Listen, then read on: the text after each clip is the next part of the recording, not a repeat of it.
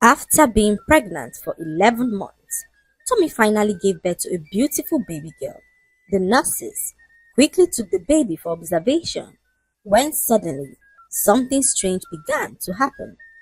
Huge flies began to surround the baby, and as much as the nurses tried to pass it off as normal, the sight became more terrifying as the seconds went by. The entire baby's body was now covered in flies that buzzed loudly, terrifying the nurses, who abandoned the baby and watched from a distance. Tommy, the baby's mother, could sense that something was off with how the nurses stood in the corner and stared at her baby. She sat up weakly, her heart pounding, as she noticed the nurses' fearful whispers and their refusal to approach her child. Her husband, Femi, had gone to pick up some essentials for the baby. What's going on? Tommy asked the nurses, who informed her that something was wrong with her baby. We've never seen anything like this before, they said to Tommy, who forced herself up to go check on her child, her eyes wide in shock to see her newborn baby covered in strange flies. Tommy immediately grabbed her baby and began to kill off the flies. It took a few minutes and the flies all went away, leaving Tommy alone to cater for her newborn child. All the nurses were too terrified to approach, so they kept their distance, whispering amongst themselves and exchanging fearful glances at Tommy, who was now holding her child close, her hands trembling as she rocked her baby to sleep. Not long afterwards, the baby stopped crying, and Tommy held her close to her chest, whispering prayers over her. Tommy knew deep down that something was off about her baby, but she was unwilling to subject her baby to the cold stares and judgment of the nurses or anyone else for that matter. This was her first child, her miracle after a long and challenging pregnancy, and Tommy made up her mind to protect her at all costs. Moments later, her husband Femi returned, his arms full of supplies and a cheerful expression on his face. "How's my little princess doing?" he asked, stepping into the room to catch a glimpse of their baby. The joy on his face in that moment made it difficult for Tommy to tell him about the flies. She pretended as if all was well and watched him carry the baby in his arms, her heart racing as she wondered if the flies would return or if Femi would notice the strange unease that had gripped the nurses around. But nothing happened. The baby slept peacefully in Femi's arms, her tiny fingers curling around his as he rocked her to sleep. Tommy watched silently, her mind a whirlwind of questions and fear. Was it possible that what she had seen was just a fleeting anomaly, or was it something far darker, something beyond her understanding? She decided to stay quiet, at least for now, not wanting to dampen Femi's happiness or fuel the nurse's already palpable fear. Days passed, and nothing unusual happened. The hospital discharged Tommy, who took her baby home, swaddled in her plush blanket. They arrived home, and Tommy was welcomed by her husband's mother, who had come to care for the baby. Tommy could not hide her displeasure. They had agreed that her own mother would come care for the baby, so, seeing her husband's mother standing at the door with a smile on her face, sent a wave of frustration through Tommy, who forced a smile as she watched her approach. Mama Femi stepped forward, her arms open as she welcomed her grandchild home. She barely gave Tommy a chance to speak before taking the baby from her arms.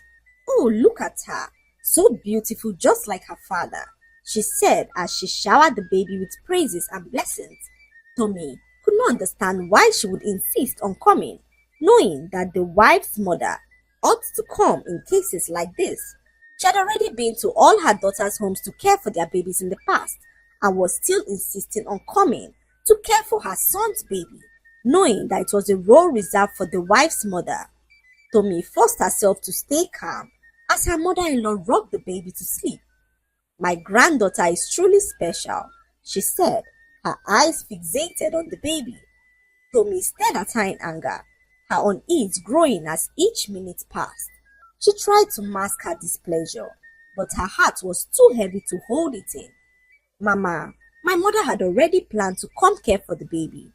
This is her first grandchild, and although I'm happy you are here, I would have also been happier if my mother came, Tommy said to Mama Femi, who accused her of being so disrespectful and rude. You think you know it all, Tommy, she said sharply, her tone laced with anger. I'm not just here as a grandmother.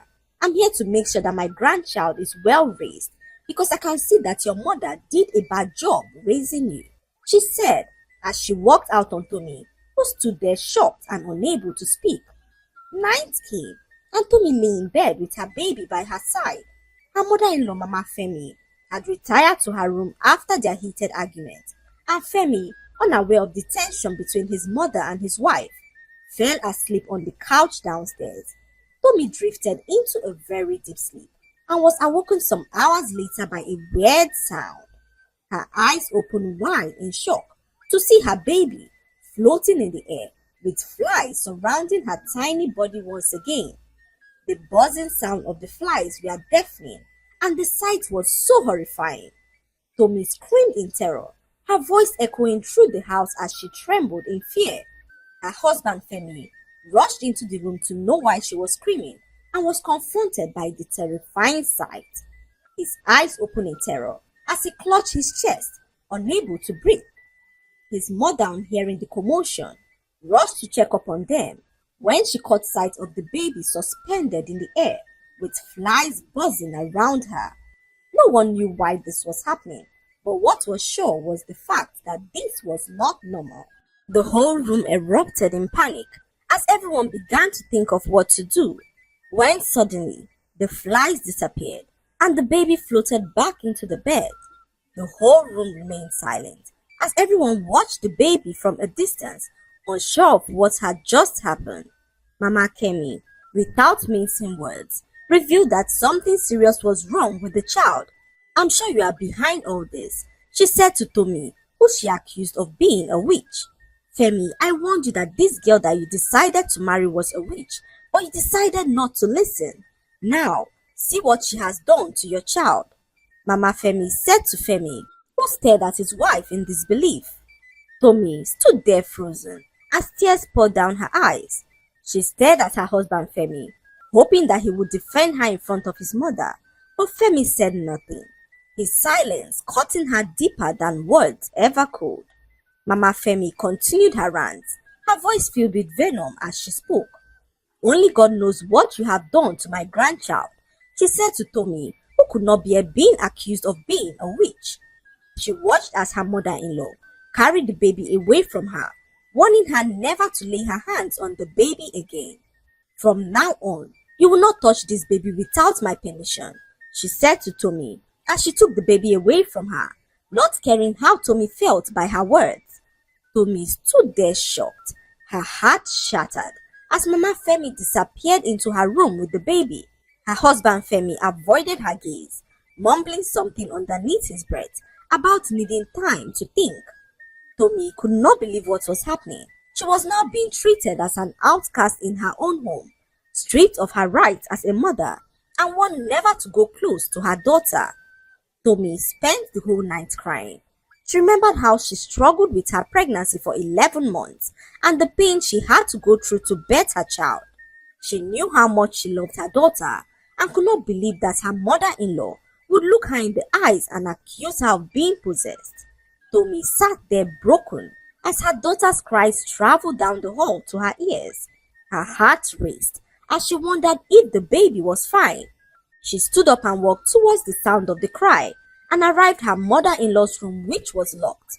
Tommy knocked for hours, pleading to see her baby, but her mother-in-law warned her to keep her evil hands away from her grandchild. Tommy's world spiraled out of control as she stood outside the locked door, pleading with Mama Femi to let her see her baby. Her voice cracked from desperation, but all she received was silence on the other side of the door. Defeated, she slumped against the door, her tears soaking into her nightgown. The night stretched endlessly, and Femi remained absent, retreating to his office downstairs. Tommy felt utterly alone. Her thoughts raced with fear and confusion as she wondered why this was happening and what exactly was wrong with her baby. Her husband's silence at a time like this also made things worse as Tommy could not comprehend why her life had suddenly taken a very dark turn. When morning came, Tommy was awoken by the cry of her baby. She rushed towards the sound of the cry and met a strange-looking man holding her baby and doing some enchantments. Her mother-in-law had invited a native doctor to their home to perform a ritual over the baby. Tommy froze in the doorway, her heart racing as she saw the man dressed in tattered robes, adorned with cowries and feathers, chanting in a language she could not understand. Her baby lay on a straw mat, surrounded by strange items, candles, chalk markings, and bowls of unidentified substances. Mama Femi stood in a corner with her son, her arms crossed, as she watched the man perform the ritual.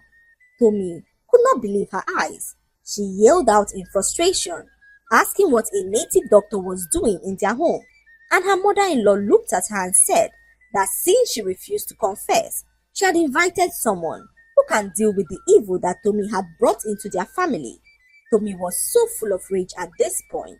She charged towards the native doctor and grabbed her baby, yelling for him to leave her house. Tommy scattered all the items he placed around the baby, screaming and yelling for him to leave, and the native doctor, full of rage, lifted up his hand to strike her with madness, for his evil plan backfired to him, and the man ran mad in their presence. Everyone opened their eyes and mouths in shock as they watched Tommy carry her child and walk into her room. Mama Femi was too terrified to stop her, as she wondered what kind of power Tommy had to make a native doctor run mad. Even her husband was now terrified of her. He stood there frozen, staring at the chaos that had now unfolded. His mother, Mama Femi, clutched her chest in disbelief, her lips trembling as she tried to comprehend what had just happened.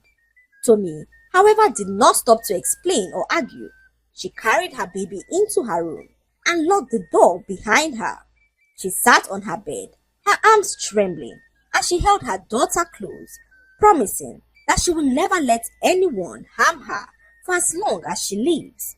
Tommy picked up her phone and called her mother, explaining all that had happened, and her mother, without wasting any time, rushed to her house to help her. Tommy was her only daughter, and she couldn't sit back and watch such injustice come upon her daughter without saying a word. She arrived at the house and met Mama Femi, who was sitting in the living room, her face etched with fear and worry. Femi was pacing back and forth, lost in his own thoughts that he didn't even notice when she walked into the house. The entire atmosphere was filled with tension as Tommy's mother decided to break the silence. "What is going on here?" she demanded, her voice firm and filled with authority. "What has my daughter done to deserve this kind of treatment from you two?" she asked Femi and his mother, who were startled to see her there. Mama Femi, without mincing any words, told her to ask her witch of a daughter what she had done to her grandchild. "Your evil daughter just made a native doctor run mad, and you are here confronting us as though we are the problem," she said to Tommy's mother, who rebuked her for calling her daughter evil. "You are the evil one for inviting a native doctor into my daughter's home. If you say a native doctor ran mad in my daughter's presence, then perhaps you should ask yourself why, because last I checked, evil can never triumph over good," Tommy's mother said as she walked out on them to go find her daughter. She arrived at Tommy's room and met some flies hovering over her grandchild. "This is definitely not normal," she said to Tommy, who she advised to go get dressed as they were both taking the baby to the church. Tommy nodded without hesitation. She dressed up quickly and swaddled her baby in her arms, leaving the room with her mother by her side. As they passed through the living room, Mama Femi stood up abruptly. "Where do you think you're going with my grandchild?" she demanded, as Tommy's mother informed her that they were heading to the church. Her voice carried an authority that left no room for argument. "Enough of this madness. It's time to seek God's intervention in the life of this child," she said as she grabbed her daughter and walked out of the house.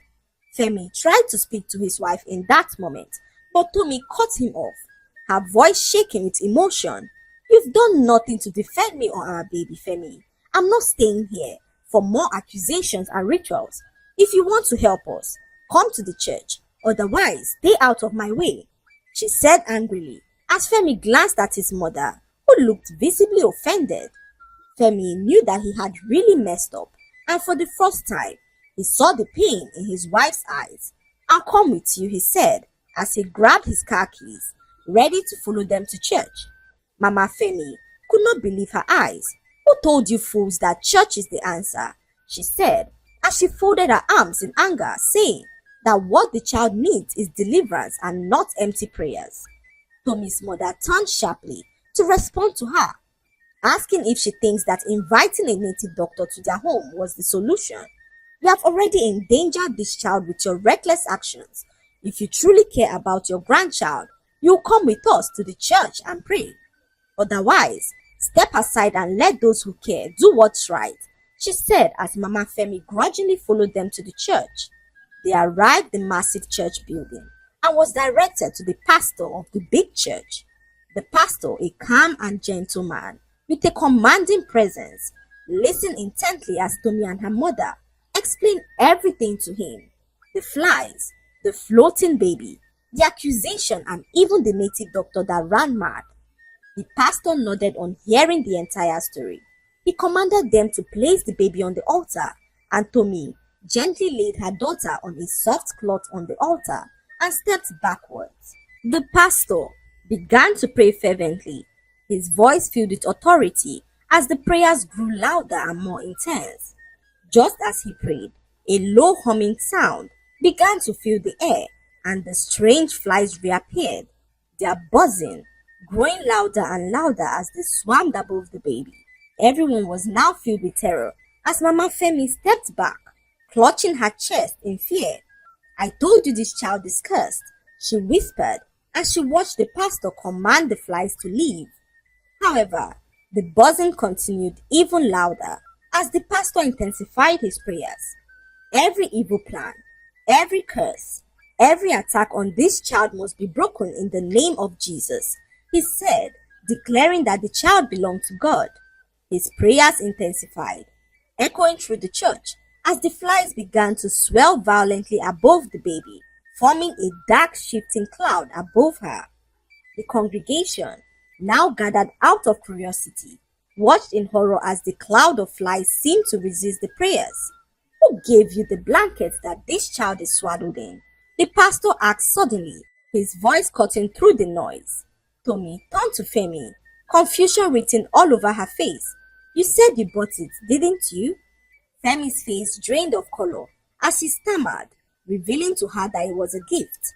Tommy's voice rose, sharp with panic. "A gift? From who, Femi?" There was a long pause, and Femi looked down at his feet. "From Folu, my ex." The buzzing of the flies grew deafening, as though reacting to the revelation.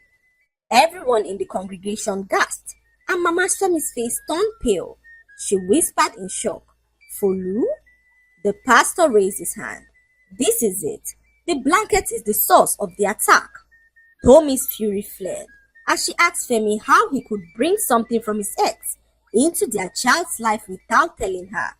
"You knew the history we had, the pain she caused, and yet you trusted her?" Tommy asked Femi, who stuttered and revealed that he didn't think much of it. "She insisted that it was just a gift, and I didn't want to be rude, so I accepted it." Tommy's face twisted in disbelief as she responded in anger. "No, you didn't think, Femi," she snapped, her voice breaking in anger.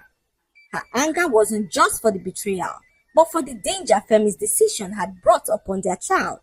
"You let your ex-girlfriend give our baby a gift, knowing our history and the tension it could cause, and you never thought it wise to tell me?" she asked her husband, who pleaded for her forgiveness. The pastor interjected, his voice calm but commanding. "This is not the time for blame. Bring me the blanket," he said as Tommy unwrapped her baby and handed the blanket over to the pastor. The buzzing flies seemed to follow the blanket as the pastor laid it on the altar and began to pray. Immediately, the atmosphere in the church grew darker and the tension grew thick enough to cut with a knife. The pastor began to pray fervently, his voice filled with authority.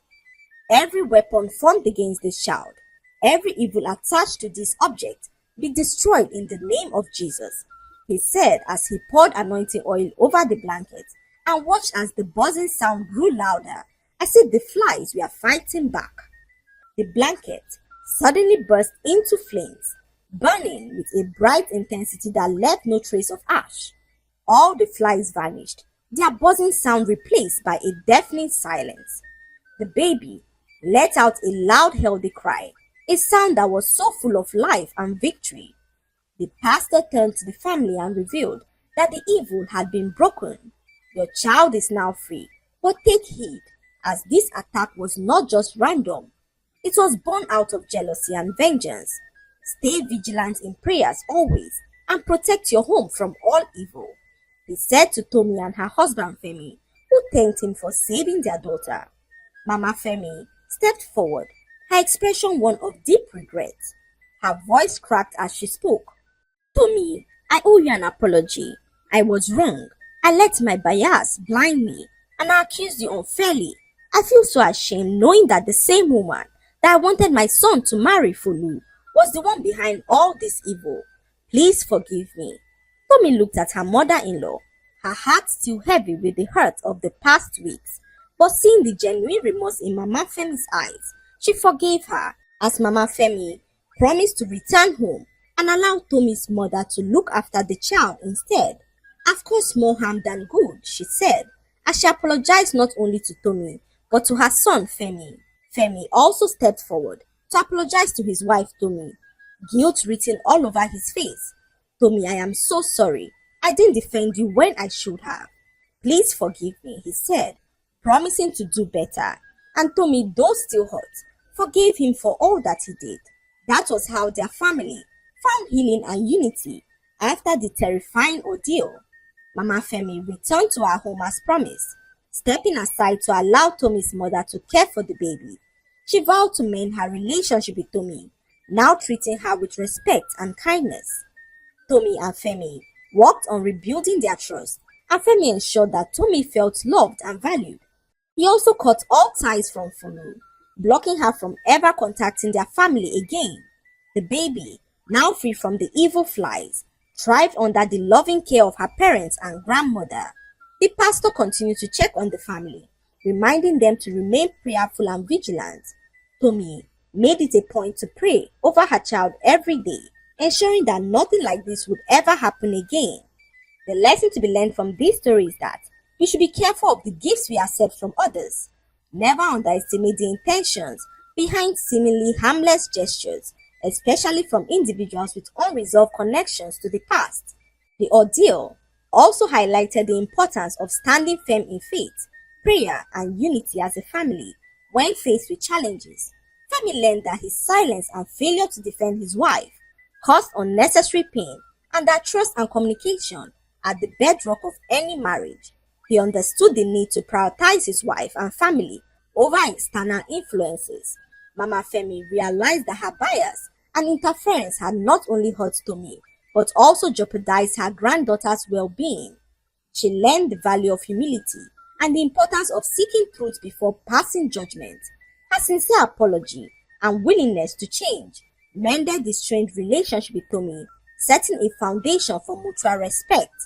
Tommy, despite being unjustly accused, demonstrated resilience and love, showing the strength of a mother determined to protect her child. She also learned the importance of speaking up for herself and trusting her instincts when something feels off. In the end, the family was reminded of the power of forgiveness and how it can pave the way for healing and restoration. The evil may have tested their unity, but through faith, honesty, and love, they emerged stronger and wiser. I hope you enjoyed the story.